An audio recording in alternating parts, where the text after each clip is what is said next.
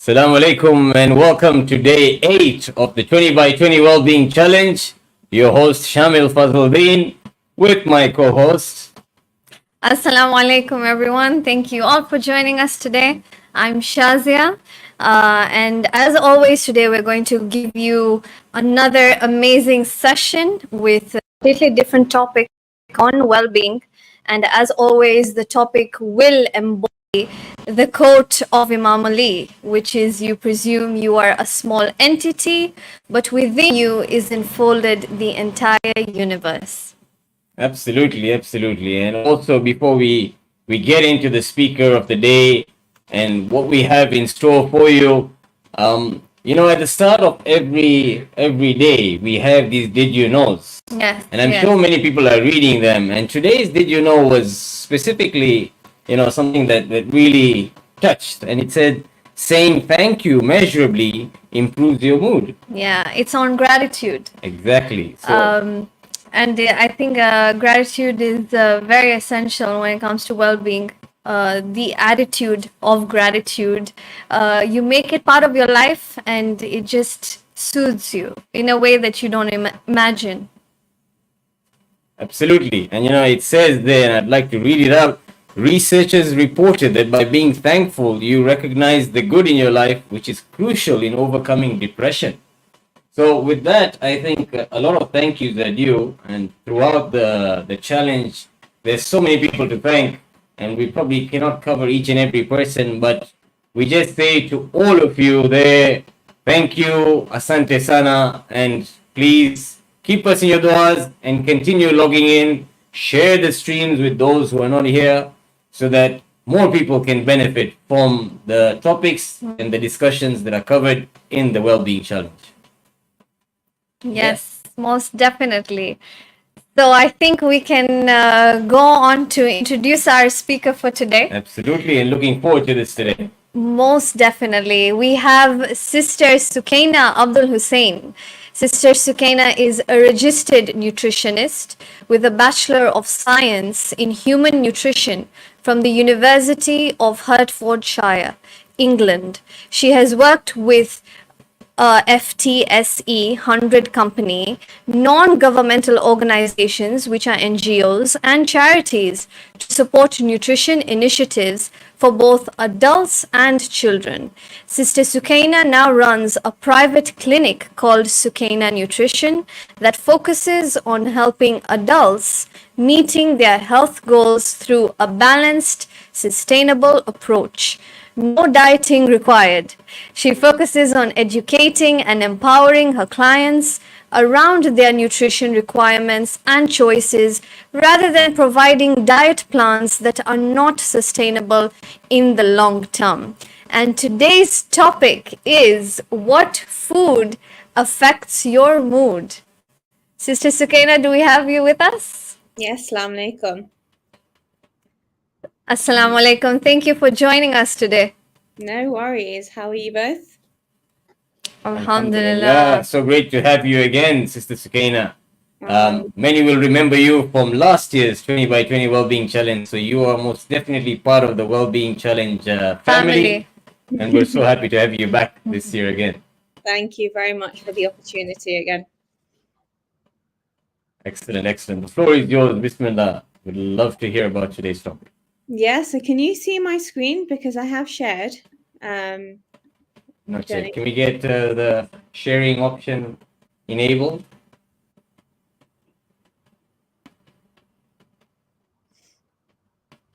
Can have just a few seconds. We can now see. Okay. Amazing. Okay, brilliant. So let's just dive straight into it. Thank you for the introduction. So I'm not going to really go into a bit about me. But what I do now is I focus specifically on South Asian women's health because I felt like there was a huge gap when it came to understanding your nutrition as a South Asian woman, particularly. I think within our culture, within our society, we are bogged down by cultural norms and body image issues. And I help tackle that from find the balance sort of view when it comes to nutrition, as opposed to going down the route of restriction. So that's a little bit more about me now. In terms of food and mood, now the food that we eat affects our mood, and our mood also affects our food, right? It's a double-edged sword here. Like it works both ways, and I want everyone to actually acknowledge that. And because one reason why our food affects our mood is because we are not getting enough nutrients in. Now, when we think of a balanced diet, we need to think of carbohydrates, protein, fats, healthy fats, fruits and vegetables, dairy, and we need to think about how much of these different foods that we're getting. Now, when we think of a balanced diet, when you're looking at your plate, you need to think about, okay, how much color do I have on my plate? The more color that you have on the plate, the more vitamins and minerals that you're going to be getting. Now, because we don't really focus on things like color and things, and all of our food groups as well, it leads to a nutrient poor diet, and that has a direct effect on our mood as well. The way that it does that is through chronic inflammation, because we then get inflammation in our body, a lot of it, and then it can go through various different channels. So, for example, it can damage neurons in the brain. That increases the risk of depression. It increases cytokines as well, which again affects serotonin and dopamine, which is our happy hormones. So an increase of serotonin and dopamine is what makes us happy, essentially. And with chronic inflammation, it can, increase these cytokines, and it can then have an effect on these happy hormones. It also decreases the volume of the hippocampus, right, which is a part of the brain that supports mood. And also, high levels of saturated fat, sugar, and processed foods generally will also drive up the inflammation. So we really need to start thinking to ourselves, actually, how can I reduce how much inflammation I have in my body, right? And the key way of doing that is making sure that you have balance in your diet in terms of all the different food groups. You must have all the different food groups in your diet in various portions to allow yourself to get all of those vitamins and minerals and antioxidants and all of those good stuff to support your health going forward. Now, another way that can help you enhance your mood is through food, is something called polyphenols. Now, I don't know if you've heard of the word polyphenols, but essentially it's a nutrient, and it's found in various different foods. There's a lot of evidence right now to support gut health in particular, and polyphenols really help support that gut microbiome. And I know that Zain came on the show a few days ago, and I'm pretty sure that he's spoken about the gut as well. But I'm just going to dive into it a little bit further. So polyphenols, they can support the reduction of inflammation in the body, number one. And number two, they also have antioxidant properties, okay, that can help support your mood. So where can polyphenols be found? Things like fruits and vegetables, berries, grapes, coffee. Now, when we think of coffee, we always think about the bad things that are associated with coffee, but actually having a correct portion of coffee and not adding too much sugar into your coffee as well, can sort of still help support your health. Dark chocolate is a big one, and dark chocolate contains polyphenols, and seeds and skins as well. So often when we think of eating fruit, we sometimes remove the skin on certain fruits. So, for example, kiwi. Often people think that removing the skin on the kiwi is fine, and it is, but actually you're losing out on those polyphenols. For example, you're losing out on the extra fiber that's going to support your mood as well. Another way is, again, I said, looking after your gut microbiome. So our gut is our powerhouse, right? It's our second brain. And our gut is associated with our metabolism, our skin health, our brain health, our mood, okay? And it's so important that we actually look after this gut microbiome. So how do we actually support it? Actually, before I get into how I can support it, I just want to explain the gut microbiome a little bit more. So in our gut it's basically our gut is our ecosystem, and essentially it contains good bugs, and it also contains bad bugs. Now, these good bugs can support our health, and these bad bugs can trigger illness. And we want to think about how we can support these good gut bugs in our gut microbiome to thrive and become more effective. So there's ways that in which that you can do that. So number one is having 30 plant points or plants in your diet each week. Now, when I speak to clients about this originally, they're like, Sukaina, I have no idea how I'm going to get 30 plants in my diet every single week. And I'm going to show you and explain how you can do that. Number two is eating the rainbow. So when you look at your plate, look how much color you have on your plate. The more color, the more vitamins and minerals and antioxidants, like I said. So let's say you have a traditional lamb curry, right? Look at that lamb curry and be like, okay, what can I add to this to make it more colorful? Add some peas to it. Add a portion of spinach, for example, right? Think about what you can add to your meals.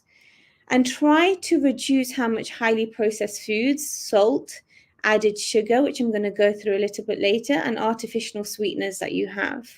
Now, that will also affect your gut microbiome. A lot of people ask me, what's the evidence around sweeteners? Now, in terms of the evidence, yes, it can affect your gut, but it's also how much of artificial sweeteners you're having in your diet.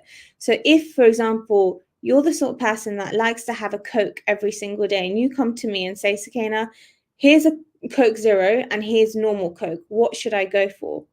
Having the Coke Zero is much better for you than having the original Coke, depending on because of how much sugar it actually has and how damaging sugar can be for you. But it also depends on how much of that Coke Zero you're having, how often you're having it as well. So you have to find the balance between them. I also want to introduce you to the Super 6, and the Super 6 will basically help you support your gut microbiome. So if you have the Super 6 in your diet, okay, that will help support your gut, which in turn will support your mood, okay? So things like herbs and spices, vegetables, whole grains, nuts and seeds, fruits, and legumes. So again, when you're cooking, okay, fine, I've added ground cumin to this. Can I also add ground coriander? Can I also add curry powder? Can I also add other spices, right? You can play around with it. You can have some fun with it. With nuts and seeds, you have a porridge in the morning. Okay, what can I add to this porridge?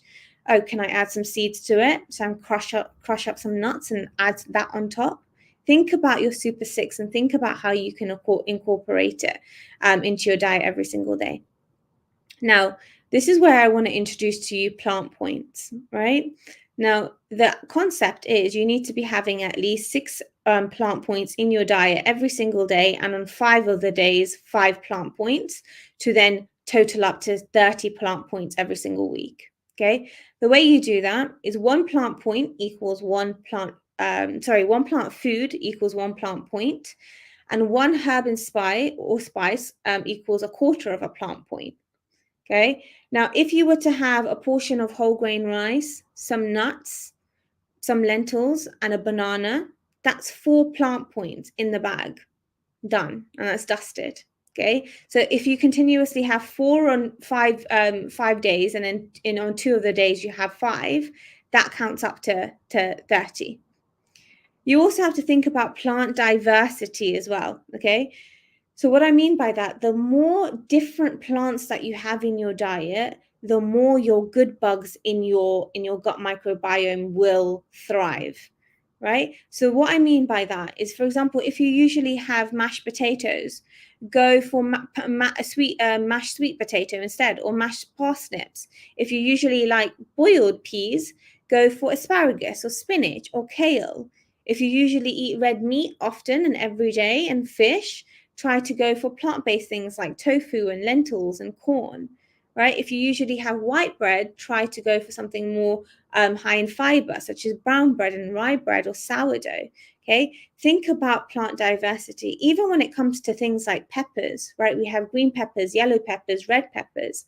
all of those different peppers will have different vitamins and minerals and antioxidants. So if you usually have just red peppers, go for yellow peppers, and that will help for that plant diversity, which will naturally then help with oh, sorry, I should just put my phone on silent. Sorry about that. Yeah, and that will naturally help with the gut microbiome, and then in turn will help with mood. Sugar is a big one that also affects our mood. So I was reading up on, you know, in the UAE, how much sugar is actually consumed by the average person. And actually, the average person is taking 213 kilos per year, which is insane. And I was really trying to see whether this figure was, you know, justified, whether it was legit, and it was in a lot of articles as well. So it's a lot of sugar that we're consuming, you know, especially in the UAE. So we have to be mindful of that, because it has a knock-on effect of how on our mood as well. So adults should have no more than 30 grams of free sugars per day. That's 7 sugar cubes. Okay, and I want you to keep that in mind. 7 sugar cubes is the maximum allowance. It doesn't mean that you have to reach 7 sugar cubes. It just means that that's the maximum amount. Okay, now when you think of a Cadbury bar, a standard 45-gram Cadbury bar, it contains 6 sugar cubes, right? That's 25 grams of sugar. So you only have 1 sugar cube left in terms of your allowance, right? And we have sugar in our tea, we have sugar in our coffee, we have sugar in our tomato ketchup, sometimes in our bread, right? So we just have to, I'm not saying we have to completely restrict ourselves from sugar, but what I'm saying is actually trying to find the balance and acknowledging how much sugar you're actually having. Now, mood also affects our food, right? And this is something that I want to quickly touch upon as well. Now, how does it affect our food choices? Number one, emotional eating. Okay, when we've had a long day at work, when we're stressed out, when we're sad, you know, there's certain emotions that trigger emotional eating. All right, so we have to be mindful of that, and we have to identify what actually, as an individual, for you as an individual, you need to identify, when do I crave more chocolate? Right? Is it the time of the month, or is it when I've had a long stressful day, or is it when I'm happy? When is it that I'm actually eating for the sake of eating? And what I'm eating as well. Also, cutting out food groups. So when people go on really restrictive diets, they think things like carbohydrates is bad and they're going to cut it out, right? But then that means that you are removing all the vitamins and minerals that are good for you in that food group, right, out of your diet.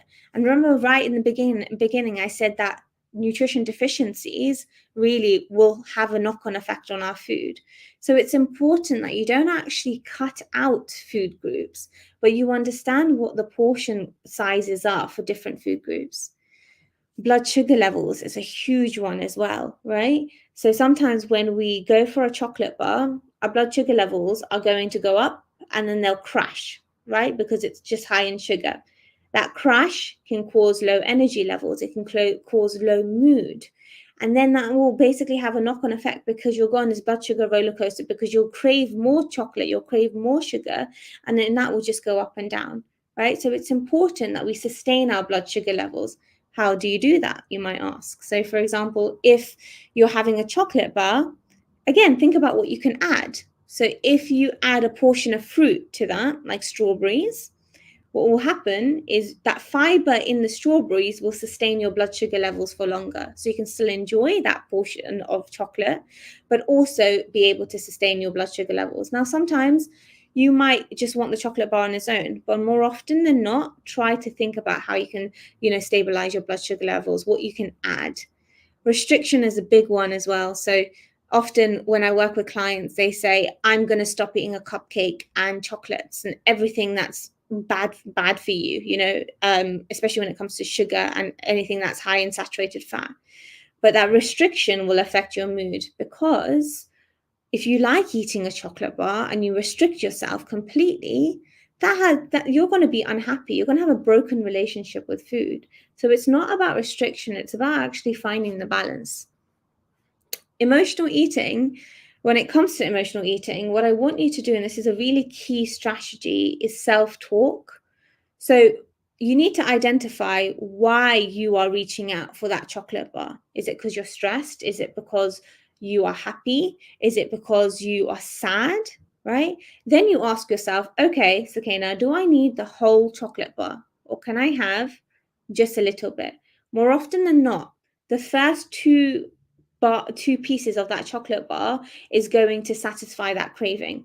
After that point, it's just you're eating for the sake of eating. So you need to do that self-talk.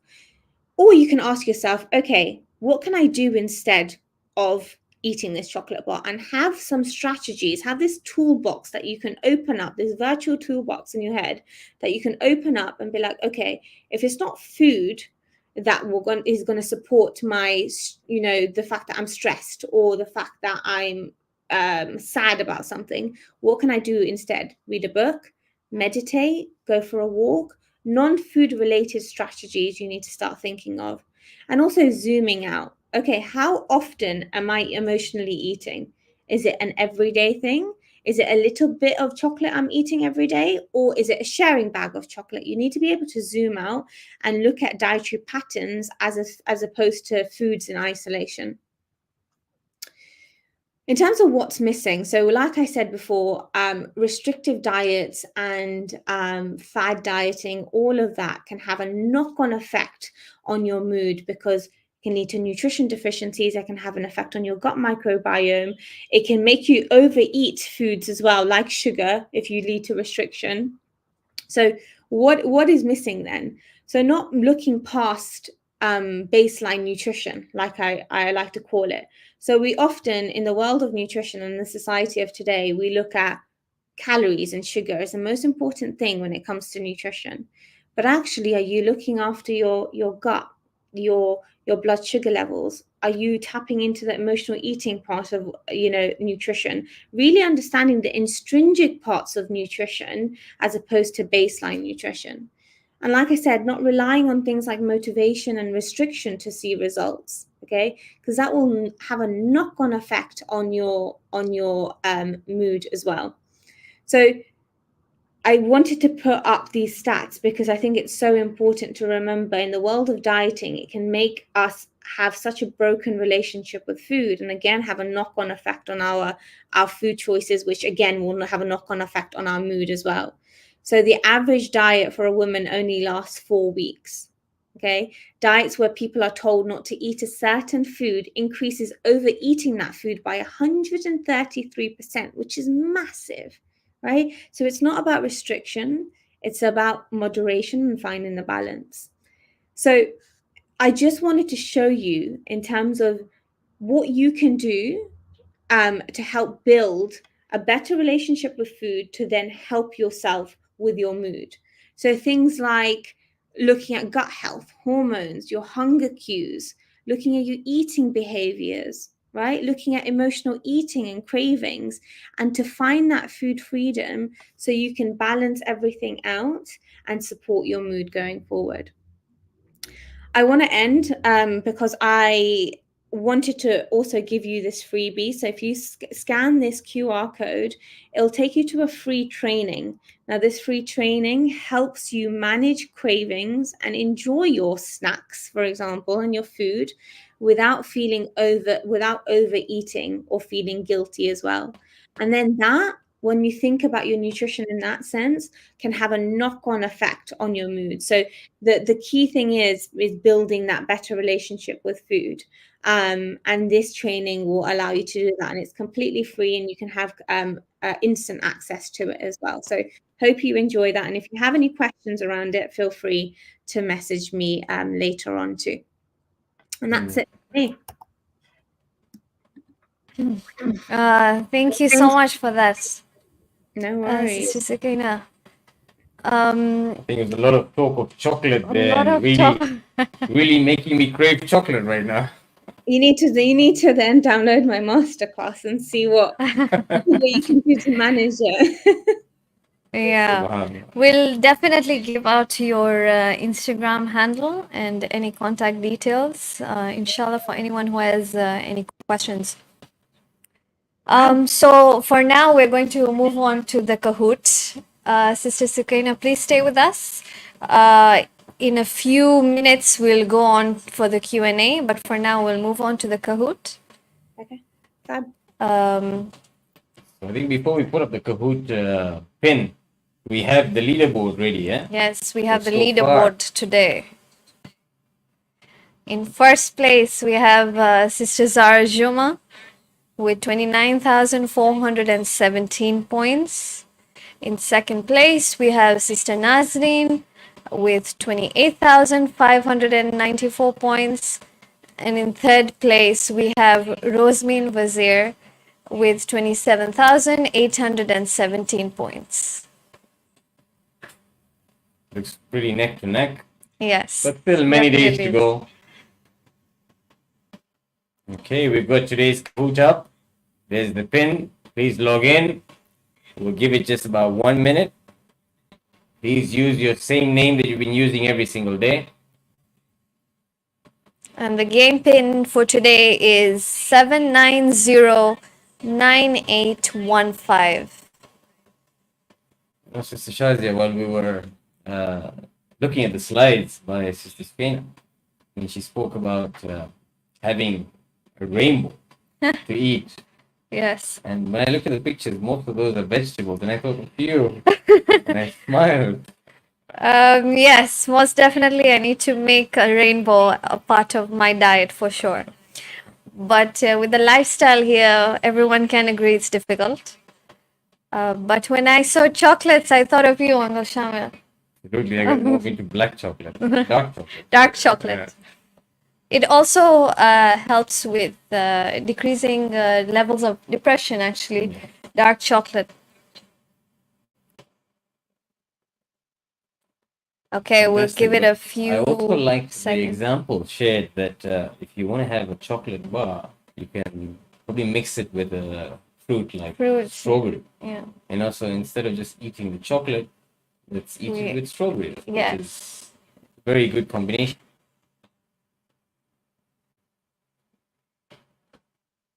It definitely is a good combination. Okay, so I think we'll give it another 10 Few seconds. seconds. So we're going for dessert today. That was the whole point of that, right? Absolutely. Yeah, okay.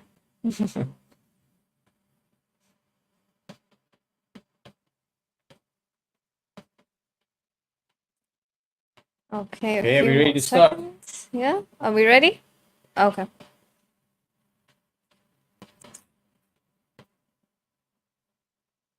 We have question number 1 for today. What does chronic inflammation do? Is it may make me sleepy? Is it increase cytokines in the body? Is it will support my blood sugar levels? Or is it will help reduce cravings?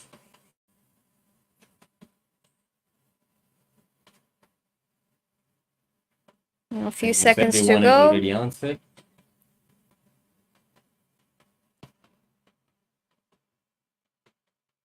Yes, it's increased cytokines in the body.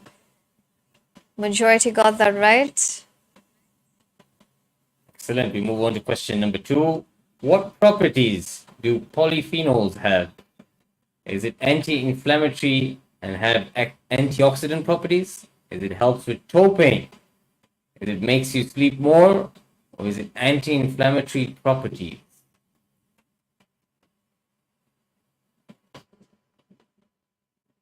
Wonderfully explained on one of the slides by Sister Sukaina. Yeah, 5 seconds.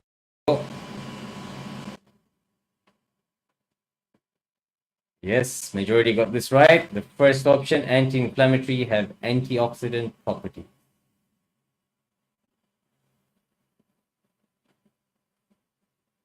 And we have a question. Name the Super 6 foods.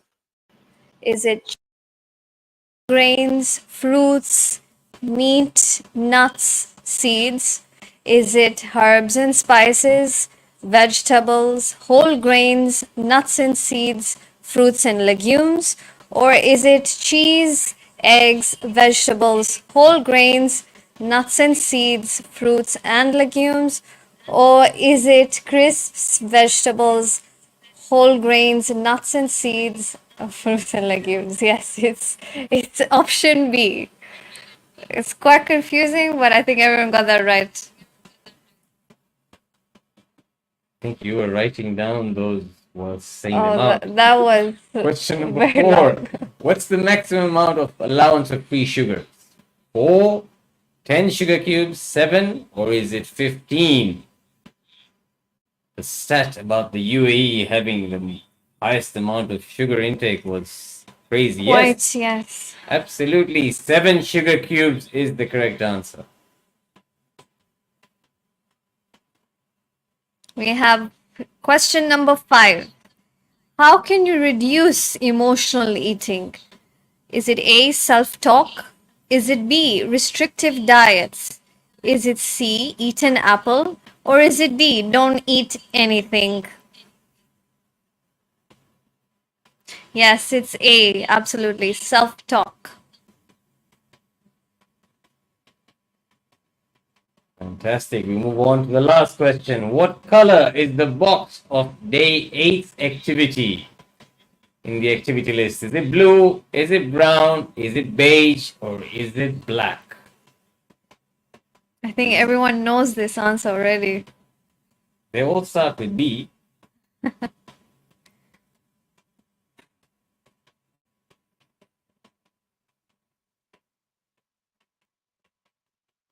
Five seconds to go. Yes, the correct answer is most definitely black. And in third place, we have Sister Sayeda. In second place, we have Sister Sayeda Masuma. And in first place, we have Sister Zara Devjani. Very well done to everyone. Thank you for signing in to the Kahoot. And we'll now move on to the Q&A. So if you have any questions, please feel free to type in your questions and we will answer all of them, inshallah. Okay, Sister Sukaina, thank you for coming back. Whilst people are putting in the questions in the comments, a very amazing talk with the slides, putting everything into perspective. I love the fact that we said what food affects your mood, but your mood as well affects the food that you take in. Absolutely. Yeah.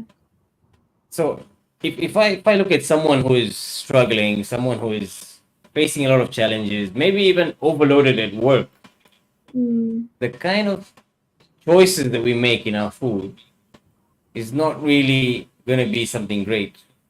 What are simple go-to things that we can use that would probably keep us in a good mood? I mean, is it like something like nuts? What can you share with? Are you referring to snacks that you could potentially have, or like foods, like whole like meals? Snacks, I would say. Snacks. Okay. So with snacks, often people think that it is bad for you, right? Because it's snacking, and it's when we think of snacks, we just think of chocolate cake and chocolates and all of that. But actually, snacks can, number one, help with your tiredness levels. If, for example, you've had breakfast, but you have a very long day ahead and you're not going to have lunch until later on, a snack can fuel that and give you energy.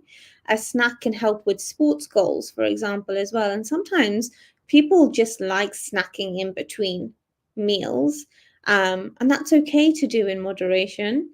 But what you have to think about is, number one, the type of snacks that you're having, and often, and also the time of day. So, for example, the type of snacks is how often are you going for your everyday type of food snacks? So, your fruits and vegetables, your whole grains, all your different food groups, right? Complex carbohydrates, dairy sources. And then how often are you going for those occasional snacks, which is your chocolate bars and your crisps and all of that? Ask yourself, is this the chocolate bars, is this an occasional thing that I'm having as a snack, or is it an everyday thing? And also, how much am I having? Am I having it every day in large portions? If you're having a small chocolate piece every day, which I do, because I like having something sweet, right? But I have a little bit of it, and that usually satisfies my craving. So it's understanding, how much you're snacking on as well. So focusing on more on the everyday food, such as your carbohydrates, your fruits and vegetables, your dairy sources. So yogurts, add nuts to it, for example. So you have your dairy source, your yogurt, and then you have your nuts, that's your protein source, right? Fruits, just single item fruits like a banana, an apple, raspberries, vegetables, right? Carbohydrates, even people think that you need to steer away from carbohydrates, but actually it's a good snack. So having half a crumpet or half a slice of toast and put some peanut butter on top, that can fuel you, right? It can support you. The masterclass actually goes through the portion sizes of different snacks and gives you more ideas around different snacks as well, and it breaks down the everyday foods and those occasional foods as well.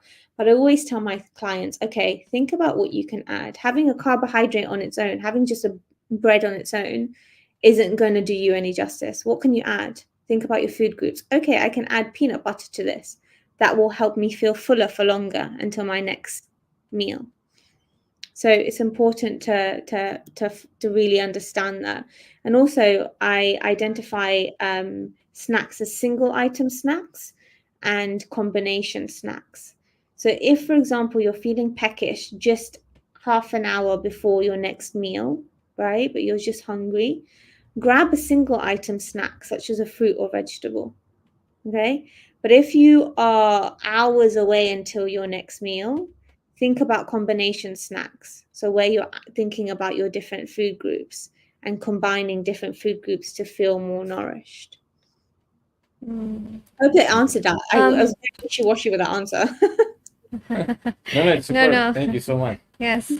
Before we go into the questions that the audience has asked, I'd like to ask, why did you specifically focus your study and your tips for South Asian women in general?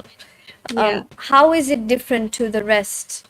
Yeah, so my whole business now really focuses on South Asian women's health, because as South Asians, we are bogged down by cultural and societal pressures when it comes to body image. And when it comes to body image, if you go down this deep, dark route or deep, dark hole, it's really hard to get yourself out. And that's where restrictive dieting happens. That's where eating disordered habits happen, right? And I found that particularly South Asian women want to get out of that deep, dark hole. They want to enjoy food, but they want to also be healthier and enjoy cultural cuisine on top of that, like curries and biryanis. And it's possible, it's so possible to do, but it's understanding and educating yourself around your nutrition. And I feel like the focus is South Asian women because there is a gap there and help is needed in that area, because we just say things like, yeah, the Mediterranean diet is the most healthiest diet to follow, we need to follow this diet, but actually we enjoy our curries, we enjoy our biryanis. So it's understanding that, plus taking into consideration that South Asian woman has those eating disordered habits because of that lack of confidence around body image as well. Absolutely. Thank you so much for that. No. We'll go right into the audience's questions.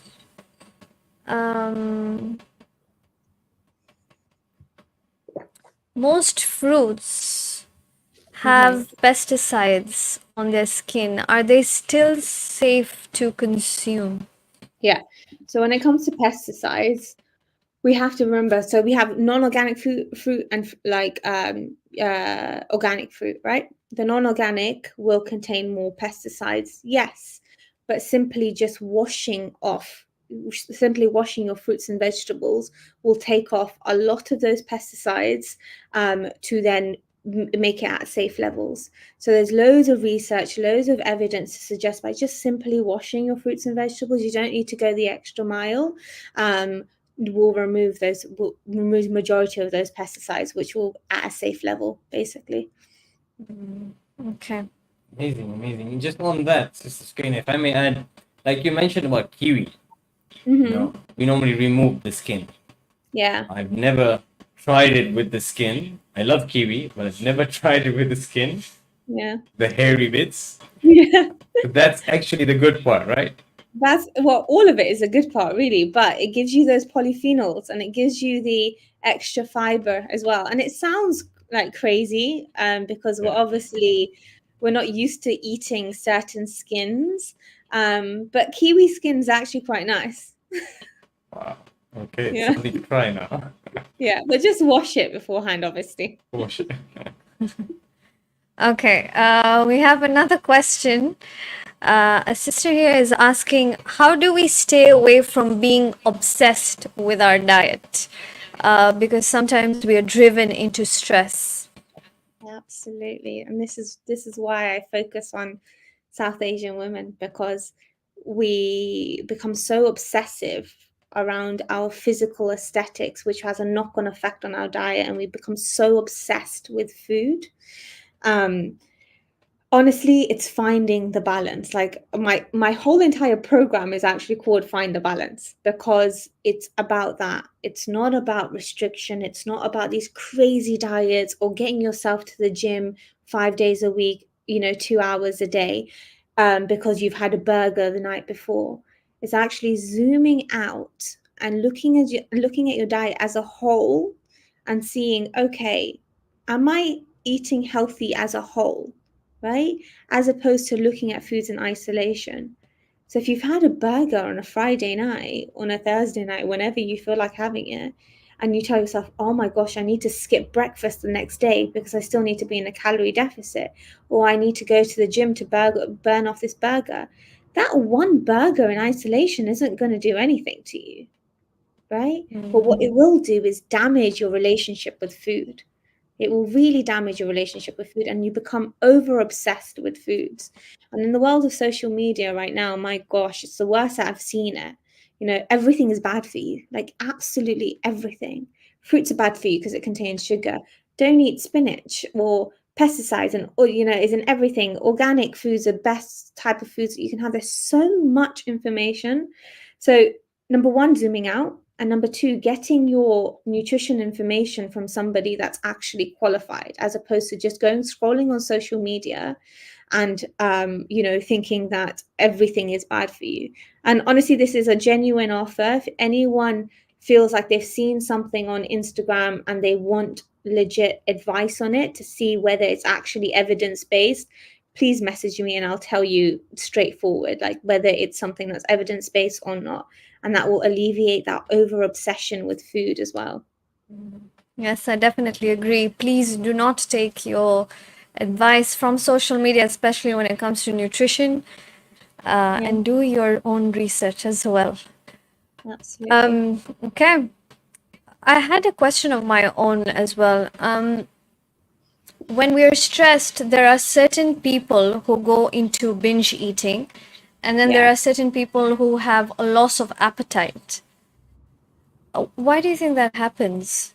It's just depending on person to person. So there's, I don't know if there's any science behind it, if I'm being brutally honest. I don't want to take things out of my pocket, but I know that, for example, when I'm stressed, like really stressed, I don't eat. Like I feel like I have a lack of appetite, and I have to remind myself that I need to nourish my body. Whereas other people, they find comfort in food.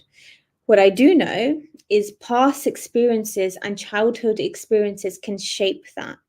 So, for example, I had a client recently and we did some inner work together. And she found that when she was younger, when she was upset, her grandma, who's now passed away, used to give her a chocolate bar. Okay. And that chocolate bar used to make her feel happy. Now, as an adult, when she is unhappy, number one, her grandma's passed away, so that's sentimental. And number two, that chocolate bar has stayed with her. So she's now using that chocolate bar to find happiness when she's stressed out or unhappy. So it could also be past experiences. in terms of the science, I don't think there's much science around it, but it very much depends person to person. Yeah, I think before we get into one of those questions, Yeah. Sukaina, how can we link tib, Islamic nutrition, to our daily nutrition today? I mean, back in the days, they didn't really have all the things that we have today. Yeah, yeah. I How can mean, we find that balance between it? yeah. This is a very good question. I get this a lot. Obviously, the Islamic teachings, it's there for a reason, right? God's prescribed us so many different foods for a reason. If you look at the Quranic foods, even, right? Pomegranate, figs, dates, all of these things that are mentioned, all of these things are high in fiber. Anything high in fiber supports your gut microbiome, which links back to everything else, right? And God knows that, obviously, and that's why we have to start making these links. Things like honey. Yes, honey is sugar. In large amounts is bad for you, but in small amounts it can be good for you. Often people think that, okay, I'm just going to replace the sugar in my tea with honey, but I'm going to put 3 tablespoons of honey because Islamically they said it's good for me. But really, 3 tablespoons is a lot. You have to think about your portions. And this is where find the balance comes in. This is where you have to think about the balance and your portion sizes. So it ties in pretty well, but it's finding those connections, really. Absolutely. I think this answered one of the questions as well about adding natural sweetness. So yes, do so, but Yeah, in good balance. 100%. Even We like, had another question. Are nightshade vegetables good for your gut health? nightshade vegetables. What is that? Let me just Google that because I've never heard of that. It's okay, Yeah. tomatoes, peppers, eggplants, white potatoes, all sorts of like all sorts of fruits and vegetables will be good for your gut. White potatoes, if that's in the category, will it's not one of your 5 a day portions. So you need to have 5 portions of fruits and vegetables per day. It doesn't actually count towards that, but sweet potatoes does, and because they're more high in fiber. So fruits and vegetables generally are just very good for your health, and they're very high in fiber, which will then support your gut microbiome. Okay.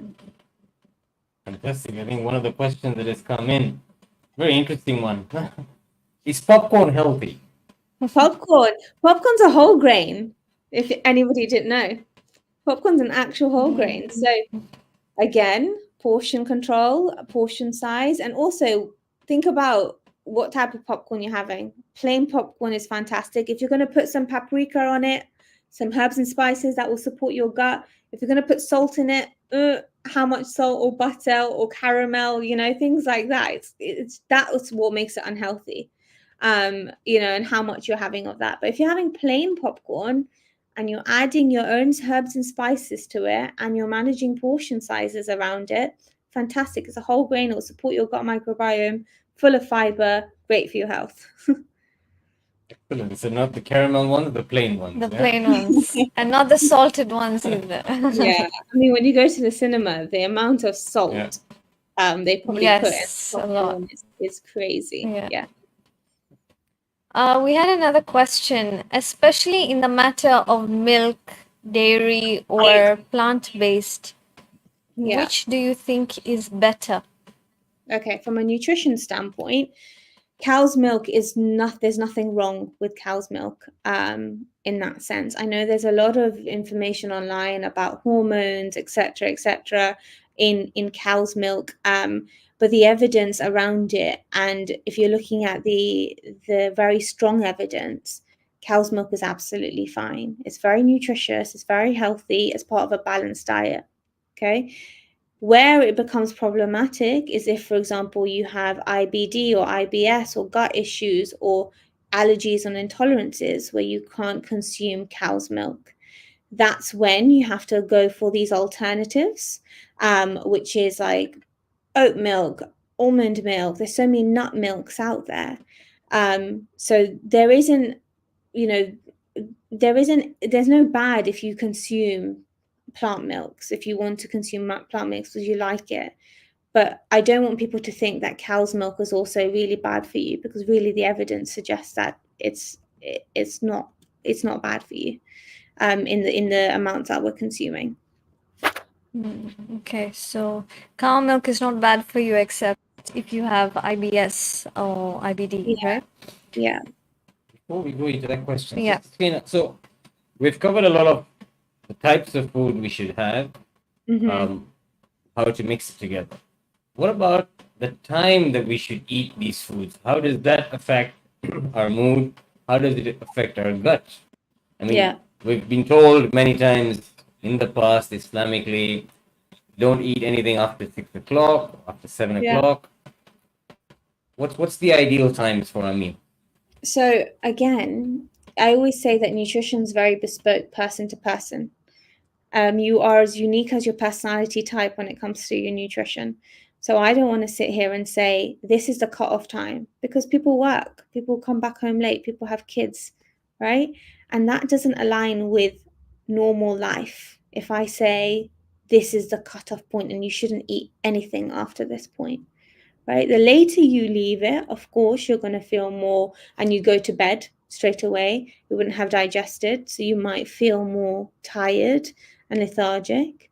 But it's really what works for you as an individual. Ideally, the earlier before bed, a few hours before bed, is great to stop sort of eating. So it allows everything to digest and you feel lighter before bed. But I don't want to put a cutoff point on it, because it's not realistic to put a cutoff point in, and I don't want to say 6 p.m. or 7 p.m.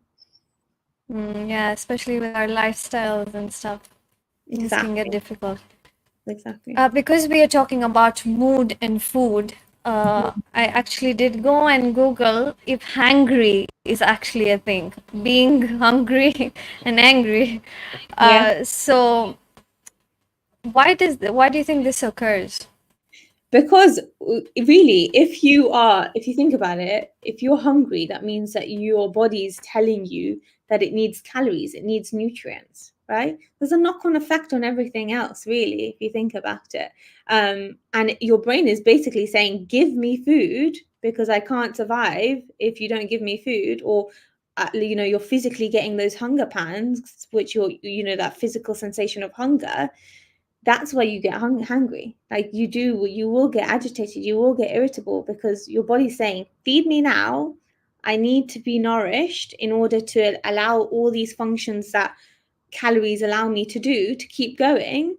And things will start like slowing down a little bit if you don't feed yourself and you don't nourish yourself, essentially. But it's a thing. It's definitely a thing. But It's a thing. Very much dependent person to person. I feel like men get hangry more often than not. I don't know if that's more psychological. But It could be. yeah, it's definitely We're just a thing. generally hungry all the time. Yeah. Okay. I think we can go with one last question. Yeah, please.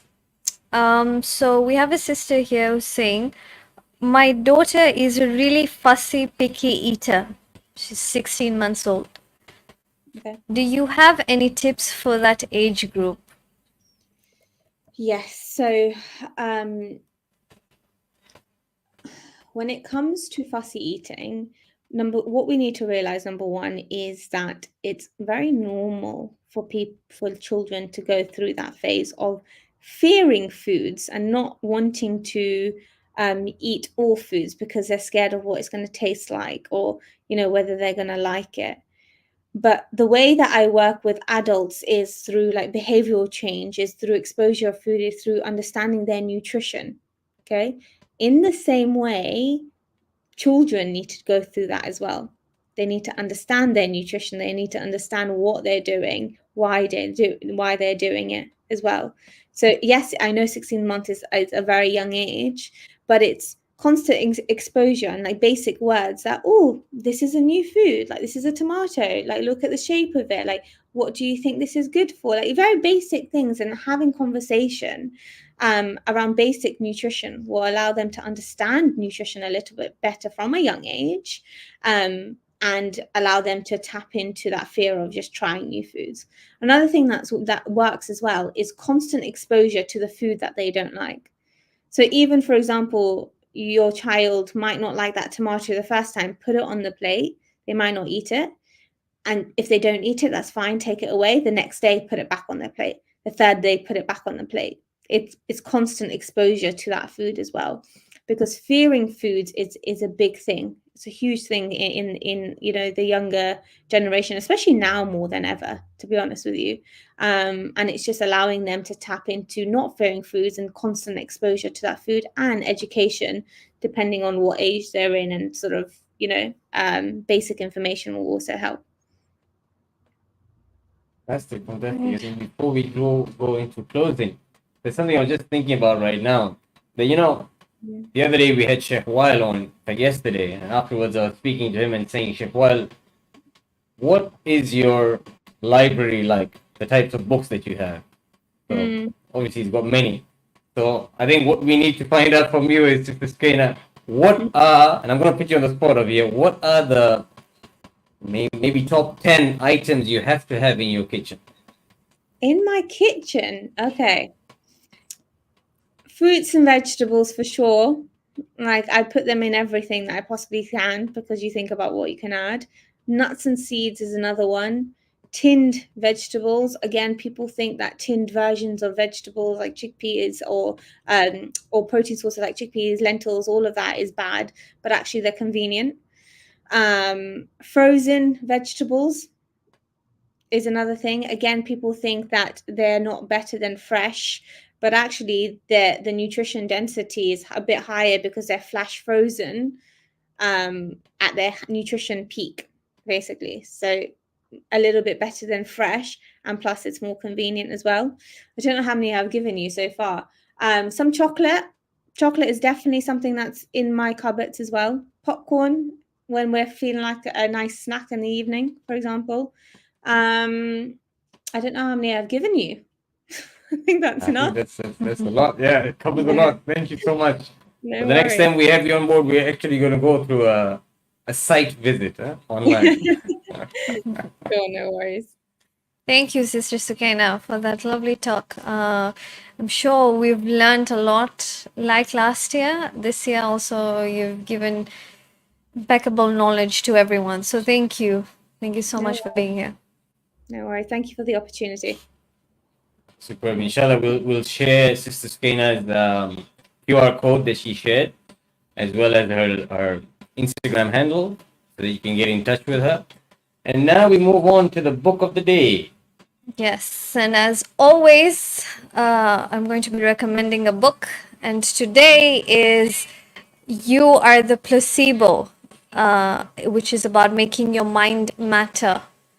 It's by Dr. Joe Dispenza. Again, another very interesting and very popular book in the Wellbeing world. And this is the excerpt that I have chosen.